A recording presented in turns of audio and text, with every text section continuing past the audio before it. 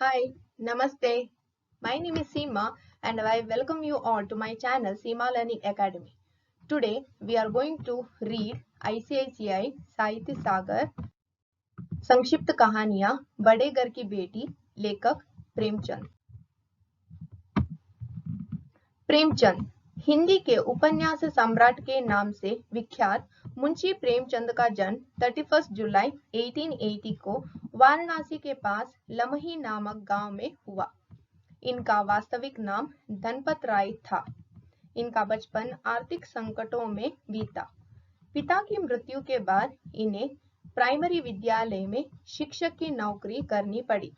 नौकरी करते करते इन्होंने बीए की परीक्षा उत्तीर्ण की तथा अध्यापक से सब डिप्टी इंस्पेक्टर ऑफ स्कूल्स के पद पर भी पहुंचे।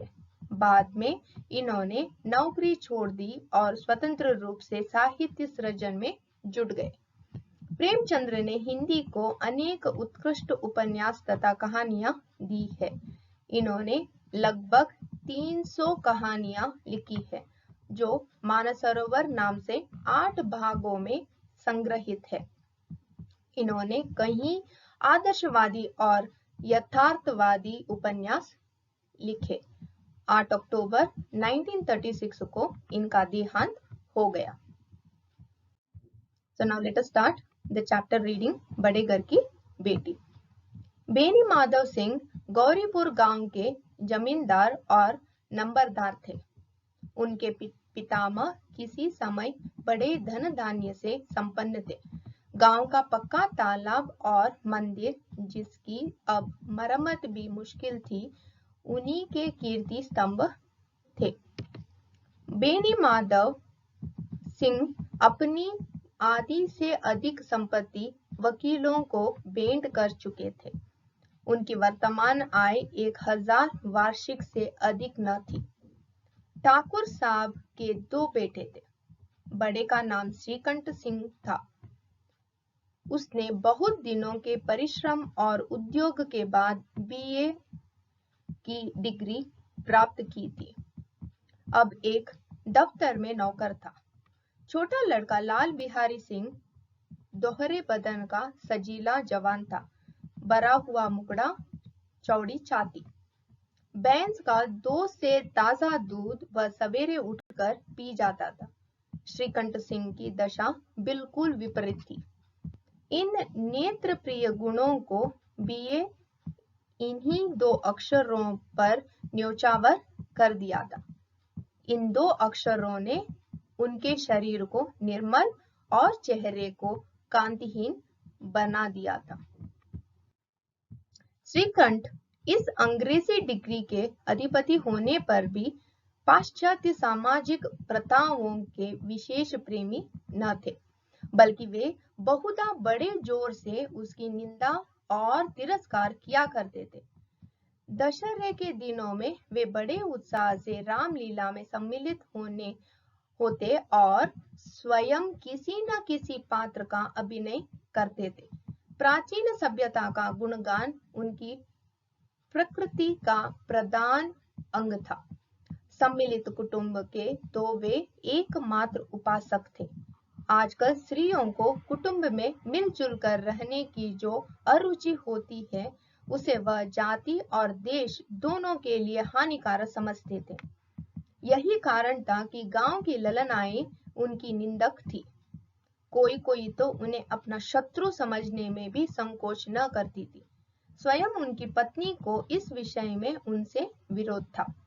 यह इसलिए नहीं कि उसे अपने सास ससुर देवर या जेठ आदि से घृणा थी, बल्कि उसका विचार था कि यदि बहुत कुछ सहने पर भी परिवार के साथ निर्वाह न हो सके, तो आए दिन के कलह से जीवन को नष्ट करने की अपेक्षा अच्छा है कि अपनी खिचड़ी अलग पकाई जाए। आनंदी एक बड़े उच्च कुल की लड़की थी। उसके बाप एक छोटी सी रियासत के तालुकेदार थे। विशाल भवन, एक हाथी, 3 कुत्ते, जाड़ फानूस, ऑनरेरी मैजिस्ट्रेटी और रण जो एक प्रतिष्ठित तालुकेदार के योग्य पदार्थ है। सभी यहाँ विद्यमान थे। नाम था भूप सिंह। बड़े उदार चित्त और प्रतिभाशाली पुरुष थे, पर दुर्भाग्य से लड़का एक भी न था। आनंदी चौथी लड़की थी। वह अपनी सब बहनों से अधिक रूपवती और गुणवती थी। इससे ठाकुर भूप सिंह उसे बहुत प्यार करते थे। सुंदर संतान को कदाचित उसके माता पिता भी अधिक चाहते हैं। ठाकुर साहब बड़े धर्म संकट में थे कि आनंदी का विवाह कहाँ करें।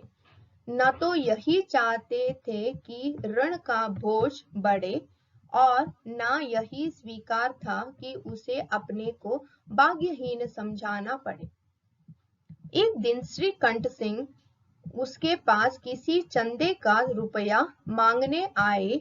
भूप सिंह उनके स्वभाव पर रिझ गए और धूमधाम से श्रीकंठ सिंह का आनंदी के साथ विवाह हो गया। आनंदी अपने नए घर में आई तो यहाँ रंग ढंग कुछ और देखा। जिस टीम टाम की उसे बचपन से ही आदत पड़ी हुई थी, वह यहाँ नाम मात्र को भी न थी। हाथी घोड़ों का कहना ही क्या, कोई सजी हुई सुंदर बहली तक न थी। रेशमी स्लीपर साथ लाई भी, पर यहाँ भाग कहाँ जहां वह सैर करती।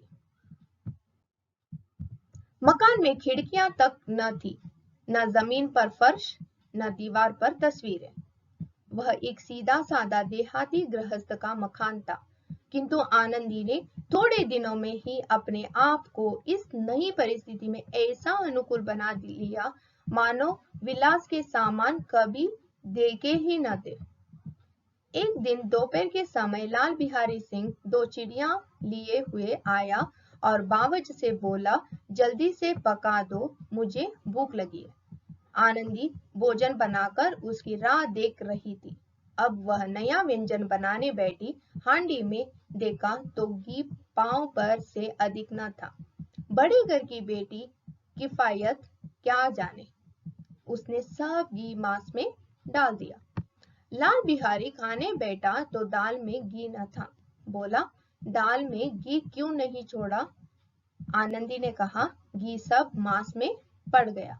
लाल बिहारी जोर से बोला, अभी परसों घी आया है, इतनी जल्दी उठ गया? आनंदी ने उत्तर दिया, आज तो कुछ पांव भर रहा होगा, वह सब मैंने मांस में डाल दिया।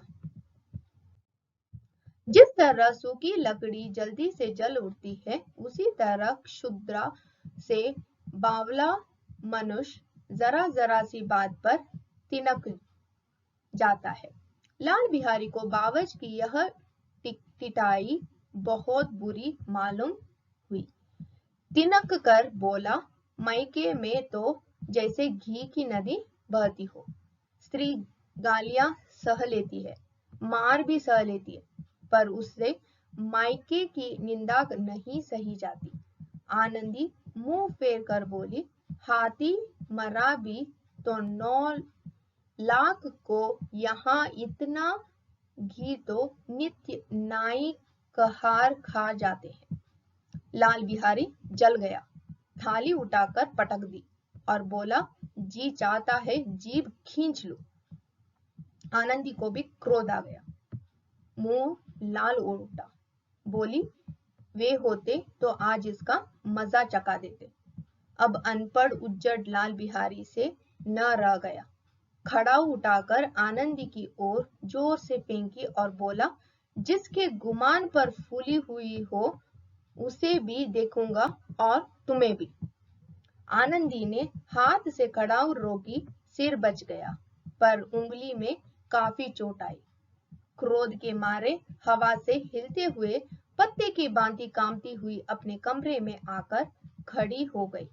स्त्री का बल और पुरुषत्व का घमंड होता है। आनंदी खून का घूंट पीकर रह गई। श्रीकंठ सिंह शनिवार को घर आया करते थे।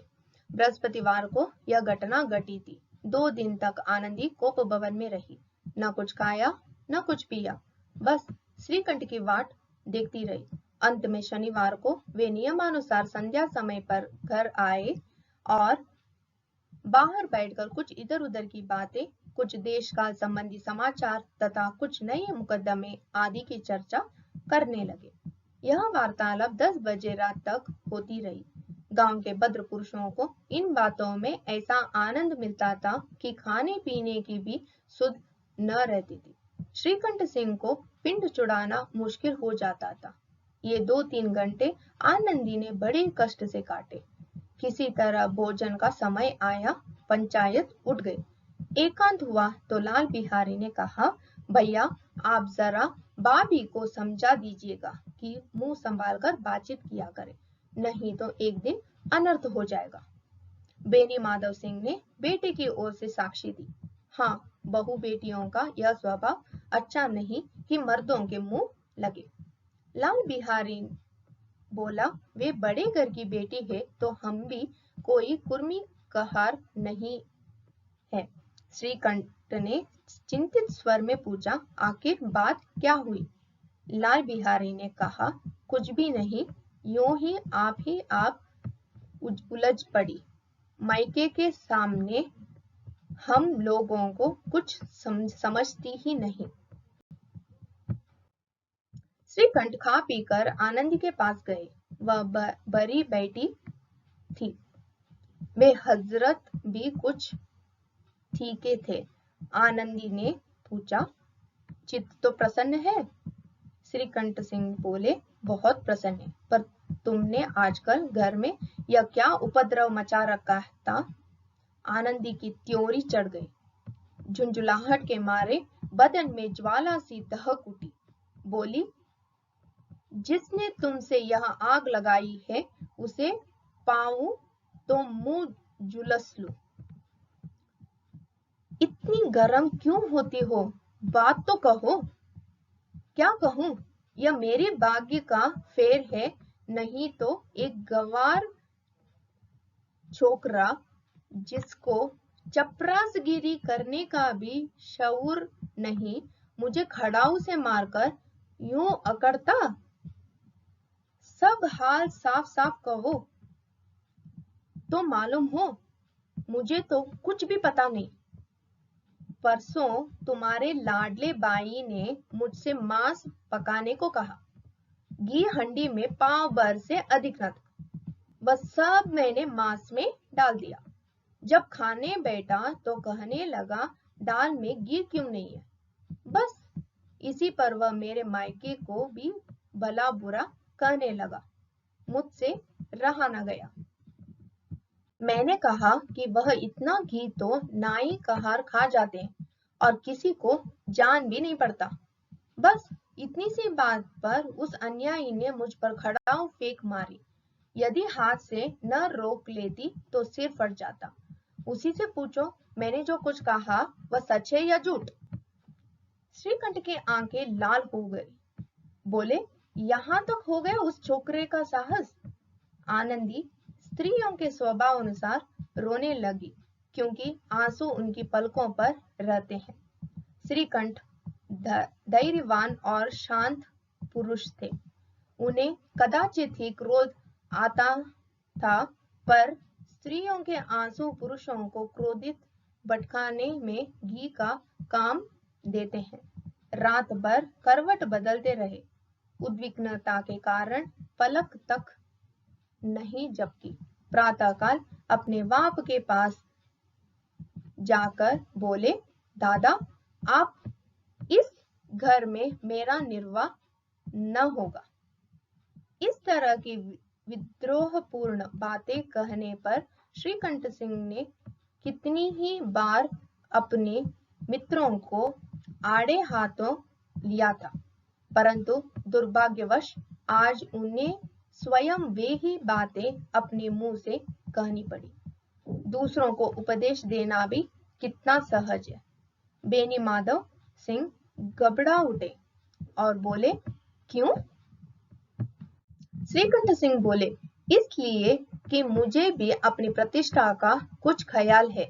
आपके घर में अब अन्याय और हठ का प्रयोग हो रहा है। जिनको बड़ों का आदर सम्मान करना चाहिए, वे उनके सिर चढ़ते हैं। मैं दूसरे का नौकर ठहरा, घर पर रहता नहीं। यहाँ मेरे पीछे स्त्रियों पर खड़ा हूँ और जूतों का बौछार होती है। कड़ी बात तक ही तो चिंता नहीं, कोई एक दो कह ले, वहां तक मैं सह सकता हूँ, किंतु यह कदापि नहीं हो सकता कि मेरे ऊपर लात घुसे पड़े और मैं मुंह न खोलूं। बेनी माधव सिंह कुछ जवाब न दे सके। श्रीकंठ सिंह सदैव उनका आदर करते थे। उनके ऐसे तेवर देखकर बूढ़ा अवाक रह गया। केवल इतना ही बोला, बेटा तुम बुद्धिमान होकर ऐसी बातें करते हो। स्त्रियां इसी तरह घर का नाश कर देती है, उनको बहुत सिर चढ़ाना अच्छा नहीं। श्रीकंठ सिंह ने उत्तर दिया, इतना मैं जानता हूँ, आपके आशीर्वाद से मूर्ख नहीं हूँ। आप स्वयं जानते हैं, मेरे ही समझाने बुझाने से इसी गांव में कई घर संभल गए, पर जिस स्त्री की मान प्रतिष्ठा का ईश्वर के दरबार में उत्तरदाता हूँ, उसके प्रति ऐसा घोर अन्याय और पशुवत व्यवहार असह्य है। आप सच मानिए, मेरे लिए यही कुछ कम नहीं है कि लाल बिहारी को कुछ दंड नहीं दिया। अब बेनी माधव सिंह भी गरमाए, ऐसी बात और न सुन सके। बोले, लाल बिहारी तुम्हारा भाई है, उससे कभी भूल चूक हो उसके कान पकड़ो, लेकिन लाल बिहारी को मैं अपना भाई नहीं समझता। स्त्री के पीछे? जी नहीं, उसकी क्रूरता और अविवेक के कारण। दोनों कुछ देर चुप रहे। ठाकुर साहब लड़के का क्रोध शांत करना चाहते थे, लेकिन यह नहीं स्वीकार करना चाहते थे कि लाल बिहारी ने कोई अनुचित काम किया है। इसी बीच में गांव के और कई सज्जन हुक्के चिलम के बहाने वहां आ बैठे। कई स्त्रियों ने जब यह सुना श्रीकंठ सिंह पत्नी के पीछे पिता से लड़ने पर तैयार है, तो उन्हें बड़ा हर्ष हुआ। दोनों पक्षों की मधुर वाणियां सुनने के लिए उनकी आत्माएं अकुलाने लगी। गांव में कुछ ऐसे कुटिल मनुष्य भी थे जो इस कुल की नीतिपूर्ण गति पर मन ही मन जलते थे। इन महानुभावों की शुभकामनाएं आज पूरी होती दिखाई दी। कोई हुक्का पीने और कोई लगान की रसीद दिखाने के बहाने आकर बैठ गए। बेनी माधव सिंह पुराने आदमी थे, इन भावों को ताड़ गए। उन्होंने निश्चय किया, चाहे कुछ भी क्यों न हो, इस द्वेषियों को ताली बजाने का अवसर न दूंगा। तुरंत कोमल शब्दों में बोले, बेटा मैं तुमसे बाहर नहीं हूं, तुम्हारा जी जो चाहे करो, अब तो लड़के से अपराध हो गया। इलाहाबाद का अनुभव रहित झल्लाया हुआ ग्रेजुएट इस बात को न समझ सका। उसे डिबेटिंग क्लब में अपनी बात पर अड़ने की आदत थी। इस हथकंडों की उसे क्या खबर। बाप ने जिस मतलब से बात पलटी थी वह उसकी समझ में न आई। बोला, मैं लाल बिहारी के साथ अब इस घर में नहीं रह सकता। बेनी माधव सिंह ने पुचकारा, बेटा बुद्धिमान लोग मूर्खों की बात पर ध्यान नहीं देते, वह बेसमझ लड़का है, उससे जो कुछ भूल हुई तुम बड़े होकर क्षमा करो। श्रीकंठ सिंह को आवेश आ गया। बोले, उसकी इस धृष्टता को मैं कदापि नहीं सह सकता। या तो वही घर में रहेगा या मैं ही आपको, यदि वह अधिक प्यारा है तो मुझे विदा कीजिए, मैं अपना भार संभाल लूंगा। यदि मुझे रखना चाहते हैं तो उससे कहिए जहां चाहे चला जाए, बस यह मेरा अंतिम निश्चय है। लाल बिहारी दरवाजे की चौखट पर चुपचाप खड़ा बड़े भाई की बातें सुन रहा था। वह श्रीकंठ के सामने चारपाई पर बैठ गए। हुक्का पी ले या पानी खा ले, बाप का भी वह लिहाज न करता था जितना बड़े भाई का। श्रीकंठ का भी उस पर हार्दिक स्नेह था। अपने होश में उन्होंने कभी उसे दुड़का तक न था। जब वह इलाहाबाद से आते तो उसके लिए कोई न कोई वस्तु अवश्य ले लाते। मुगदर की जोड़ी उन्होंने ही बनवा दी थी। पिछले साल जब उसने अपने से ड्योढ़े जवान को नाग पंचमी के दिन दंगल में पछाड़ दिया तो उन्होंने पुलकित होकर अखाड़े में ही जाकर उसे गले से लगा लिया और 5 रुपए के पैसे लुटाए थे। ऐसे बाई के मुंह से आज ऐसी हृदय विदारक बात सुनकर लाल बिहारी को बड़ी ग्लानि हुई। वह फूट फूट कर रोने लगा। इसमें संदेह नहीं कि अपने किए पर वह पछता रहा था। भाई के आने के एक दिन पहले से उसकी छाती धड़कती थी कि देखे भैया क्या कहते हैं। मैं उनके सम्मुख कैसे जाऊंगा, उनसे कैसे बोलूंगा, मेरी आंखें उनके सामने कैसे उठेगी। उसने समझा था कि भैया मुझे बुलाकर समझा देंगे। इस आशा के विपरीत आज उसने उन्हें कठोरता की मूर्ति बने हुए पाया। वह मूर्ख था, परंतु उसका मन कहता था कि भैया मेरे साथ अन्याय कर रहे हैं। यदि श्रीकंठ सिंह उसे अकेले में बुलाकर 2-4 कड़ी बात कह देते, इतना ही नहीं 2-4 तमाचे भी लगा देते तो कदाचित उसे इतना दुख न होता। पर बाई का यह कहना कि अब मैं इसकी सूरत नहीं देखना चाहता, लाल बिहारी से सहा न गया। वह रोता हुआ घर आया। कोठरी में जाकर कपड़े पहने, आंखें पोंछी, जिससे कोई यह न समझे कि वह रो रहा था। इसके उपरांत वह आनंदी के द्वार पर आकर बोला, भाभी, भैया ने निश्चय किया है कि मेरे साथ इस घर में न रहेंगे। अब वे मेरा मुंह भी नहीं देखना चाहते, इसलिए मैं जाता हूँ। उन्हें फिर मुंह न दिखाऊंगा। मुझसे जो कुछ अपराध हुआ उसे क्षमा करना। यह कहते कहते लाल बिहारी का गला भर आया। जिस समय लाल बिहारी सिर झुकाए आनंदी के द्वार पर खड़ा था, उसी समय श्रीकंठ सिंह भी आंखें लाल किए बाहर से आए। भाई ने देखा तो घृणा से आंखें फेर ली और कतराकर निकल गए, मानो उसकी परछाई से दूर भागना चाहते हैं। आनंदी ने लाल बिहारी की शिकायत की थी, लेकिन अब मन में पछता रही थी। वह स्वभाव से ही दयालु थी। उसे इसका तनिक भी न ध्यान था कि बात इतनी बढ़ जाएगी। वह मन में अपने पति पर झुंझला रही थी कि ये इतनी गर्म क्यों होते हैं। जब उसने लाल बिहारी को दरवाजे पर खड़े यह कहते सुना कि अब मैं जाता हूँ, मुझसे जो कुछ हुआ क्षमा करना, तो उसका रहा सहा क्रोध भी पानी हो गया। वह रोने लगी। मन का मैल धोने के लिए नयन जल से उपयुक्त और कोई वस्तु नहीं है। श्रीकंठ को देखकर आनंदी ने कहा, लाल बाहर खड़े हो, बहुत रो रहे हैं। तो मैं क्या करूं? भीतर बुला लो। मेरी जीभ में आग लगे।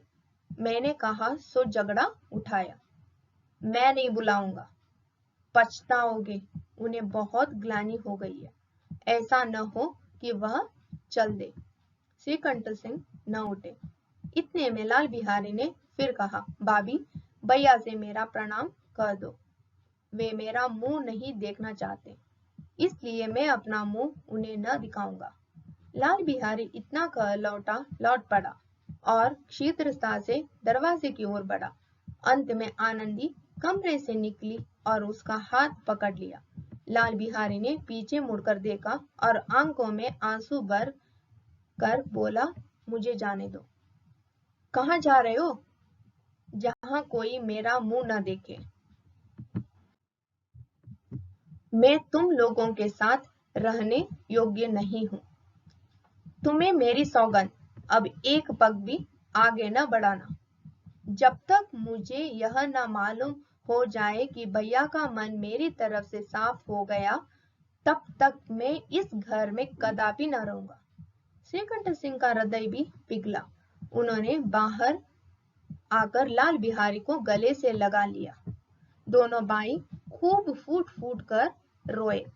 लाल बिहारी ने सिसकते हुए कहा, अब कभी मत कहिएगा कि तुम्हारा मुंह न देखूंगा।